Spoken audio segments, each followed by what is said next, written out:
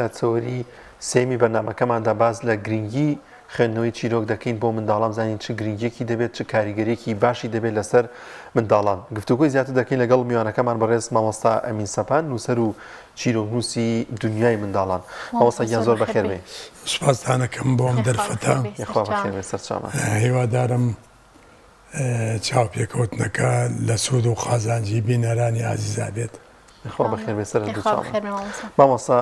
پێش ئەوی بێمە سەر کرۆکی بابەتەکەمان کرۆکی تەوەرەکەمان لەگەڵ دنیای منداڵان چۆنی؟ من بەبێ مناڵ ناژیم بەڵێ چونکە مناڵ خەڵاتی خوایە بۆ خێزان بە پێکەنینێکی ئەوە بەهەشتمان پێ عەتاکا و بە کوڵەوزانەوەیەکی جەهەنەمان بۆ تاو دەدا کەواتە ئێمە خۆشمان لە بەرەوەی مناڵ بووین کە کاتێ مناڵ ئەبینین هەست بەوە ئەکەین کە دایک و باوک و خێزانمان چۆن ئێمەیان پەروەردە کردو و چی بکەین لەگەڵ ئەوانە بۆ ئەوەی وەک ئاوێنەیەک ئەو سەردەما زێڕینەی مناڵی ئێمە بگەێنین بە مناڵەکانی خۆشمان. زۆر باش مامۆستا چیرۆکی مناڵان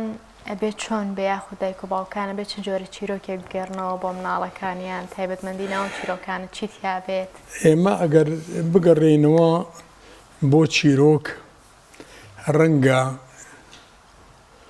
کتێبە پیرۆزەکانی خوا جوانترین چیرۆکیان تایە. ئەم چیرۆکانە وردە وردە خۆناغ بە خۆناغ هاتووە هەتاکو گەیشتوتە قورئان. قورئانیش باسی هەموو چیرۆکەکانی نەتەوەکانی پێش خۆمان ئەکات. باسی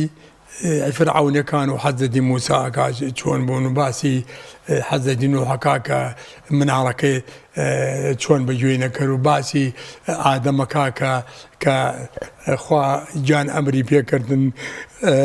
ئەو لەو درەختە نەخۆن ئەو خواردی لەبەرەوە لە بەهەشت دەریکردن. ئەم وردە وردە ئەم باس و خواز و چیرۆکە وەک ئیلهامێک بۆ عەبدەکانی خوا لەناو هەموو کۆمەڵ و دەستە و گرۆیەکە کەسانێک هەن چیرۆکنووسن شاعرن پەروەردەکارن ئەمانیش ئەبنە چاوساق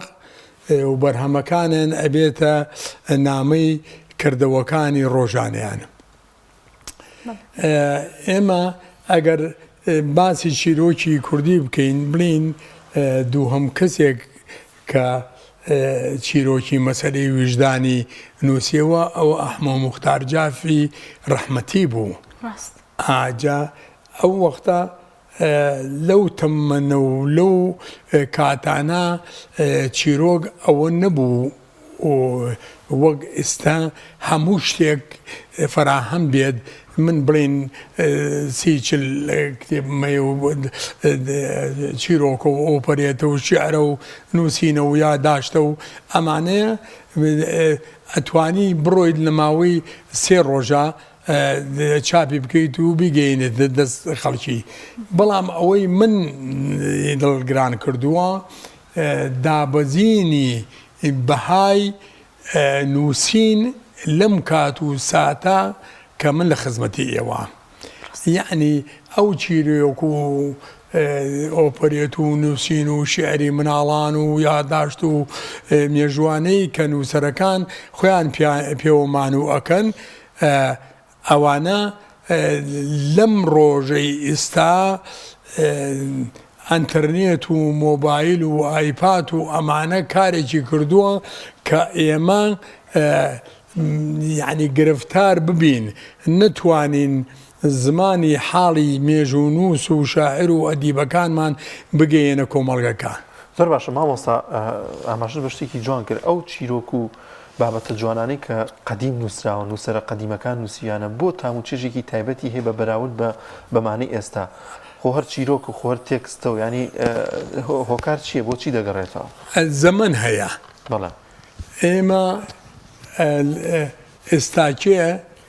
بە حساب زەمەنی عەولەمەیە و تر شارستانیە گەشتۆتە ئەو پڕی بەڵام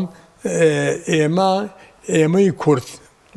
با بڵێن ئێمەی کورد با گلەی لە خۆمان بکەین یعنی نەمانتوانیوە ئەو چیرۆکانە ئەو شعرانە ئەو ئۆپەرێتانە ئەو کەلتورە کۆنانە بێن زیینوی کەینەوە بە ئەمانەتەوە بیگەینە هزر و بیری مناڵی کورد یا ئەو چیرۆکانی کەوا پەروەردەین لە بەرنامەکانی خوێندنە بخوێنرێت یا ئەو شاعر و ئەدیب و نووسەرانەی کەوا چیرۆکەکەیان داناوە نەهاتوون ژیانێکی وایان بۆ بنووسن کەنەوەکانی ئیمڕۆ بە تەواوەتی بزانن ئەمین سەپان کێ بۆ نمونە بازی خۆمان بکەین لەبەر ئەوە زمانی ئێمە وا نەبوو ئەمە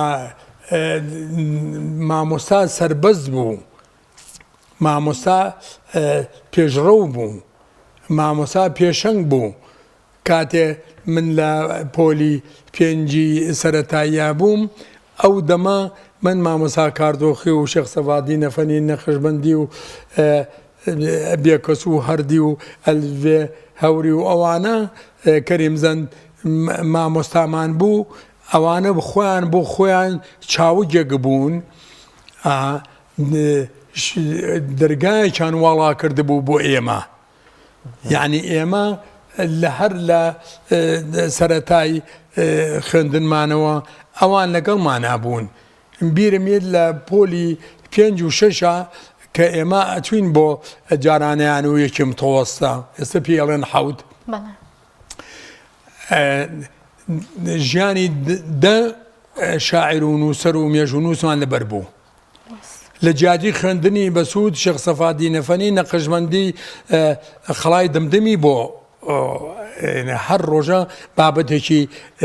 چەند لاپەڕێکی بۆی نەکردین بۆ ئەوەی ئێمە لە مێژووی خۆمان بگەین بەڵام بەداخەوە ئێستاکێ وای لێ هاتووە ئەم مینە کاڵ بۆتەوە باشە مامۆستا ئێستا ئەستی چیرۆکی مناڵان لەکوێ بینی ئایا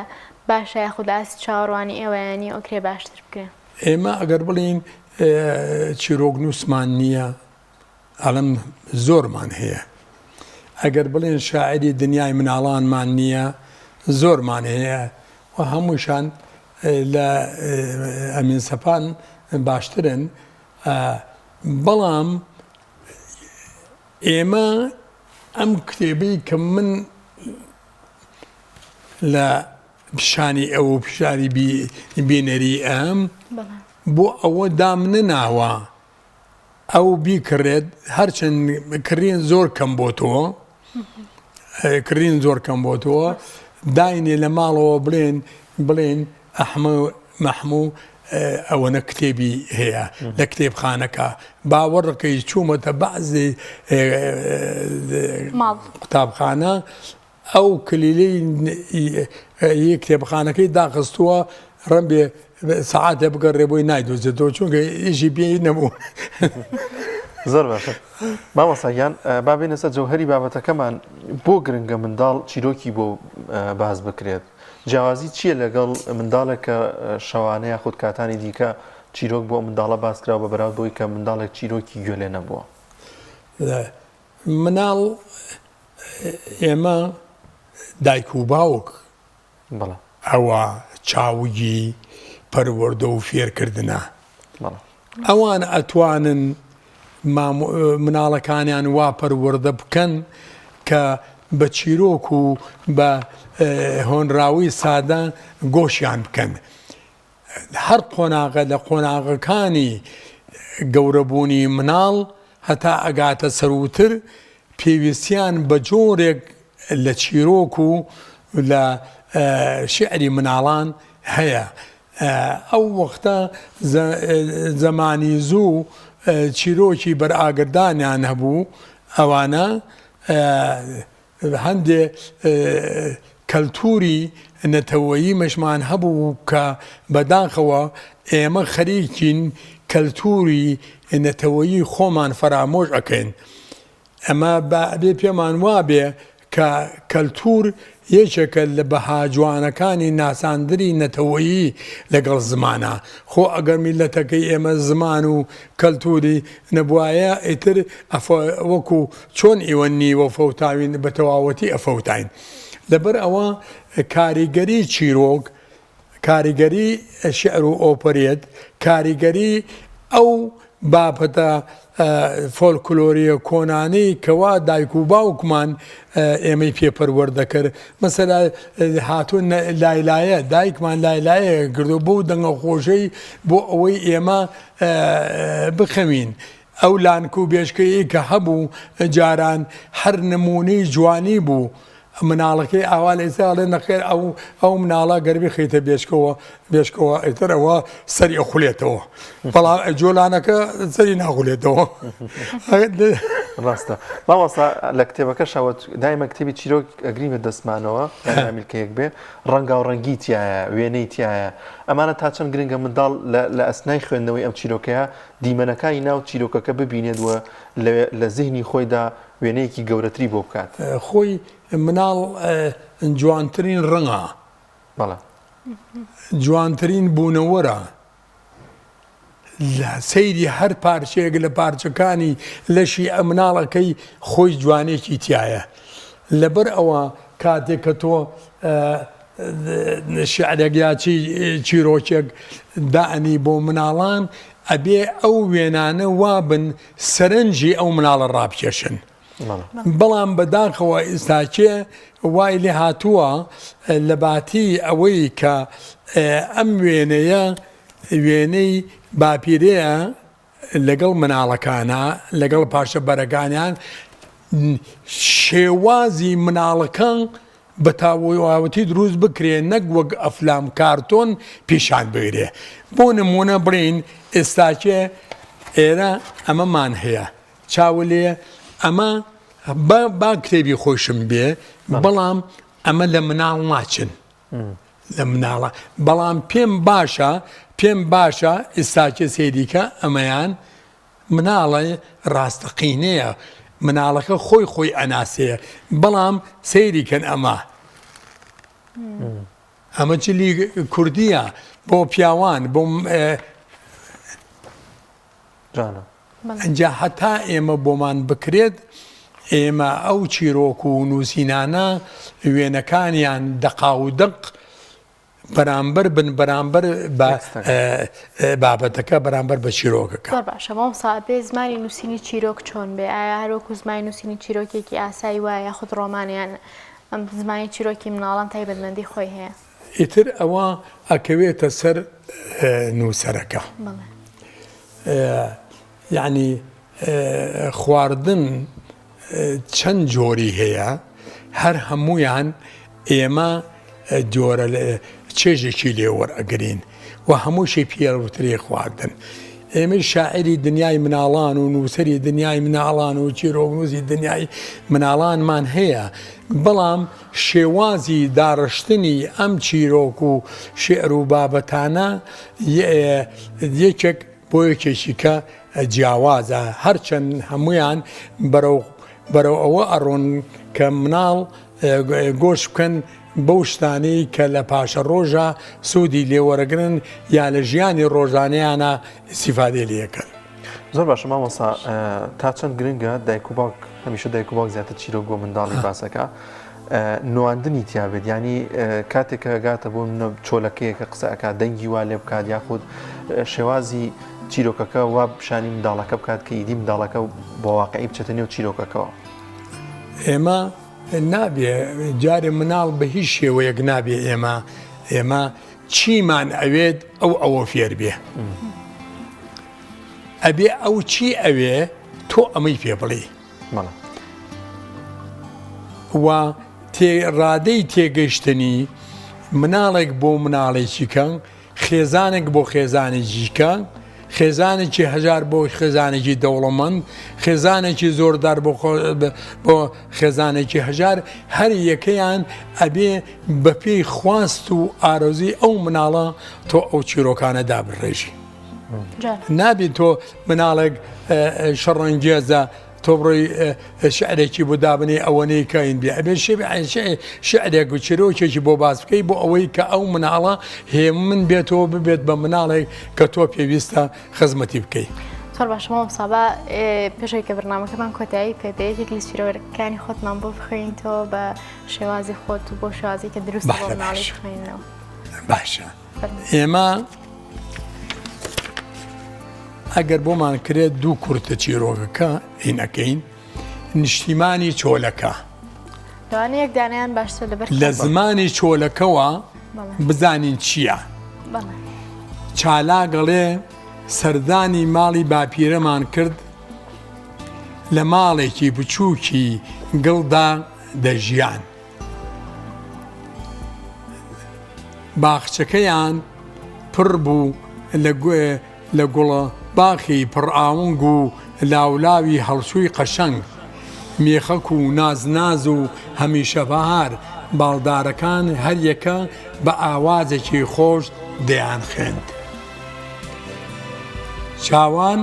سەیری گوێچەبانەکانمان کرد پڕ بوون لە هێلانە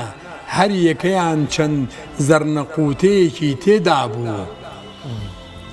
بەردەوام دەیان جریوان دایک و باوکە بێچۆکان لە نزیک دەلاقەی ماڵی نەنەوە باڵەفڕیان دەکرد ناو بە ناو خواردنیان بۆ بێچووەکانیان دەبرد نەنا هەموومان وەک چۆلەکەی گوێچەبانە چۆن هێلانەی خۆیان خۆش دەوێت ئێمەش نیشتیمانی ئاوەدان و ئێوەی ئازیزمان خۆش دەوێت. خوا دەستە خۆش مامۆستاگیان زەحمەتێکێشە ئەمە کوردێکی پەتیتیا و کۆمەڵی وشیتیا و کە منداڵ پێویستە ئاشنا بێت لە کوردی. ئێمە ئێستاکێ ئێمە چۆن زاڵمین بەرامبەر خۆمان بەرامبەر بە کۆمەڵگا ئێستا چۆلەکە پازاری بە دەگمەن هەیە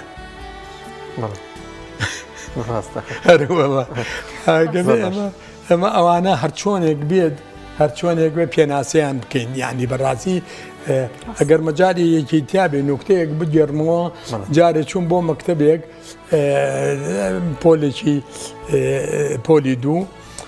من هەرویستم بزانم ئاستەکەیان چۆنە وتم ئازیزەکانم کەڵەشێر ئەقوقێنێ مریش ئەگارێنێ قاز ئەقیڕێنێ کەو قاسپێنێ ئەمانە تۆزێکی دیکەیشم کرد وتم ڕۆڵە چی ئەقوقێنێ وتیان مامۆسا ئەقوقێنێ دەستی خۆش بێ و خامەت ڕەنگی بێ ئینشاڵڵا دەستی خۆش بێ زۆر سپاس بۆ مامۆستا ئەمین سەپان نووسەر و چیرۆکی دنیای منداڵانیە خوا بەخێر بێ.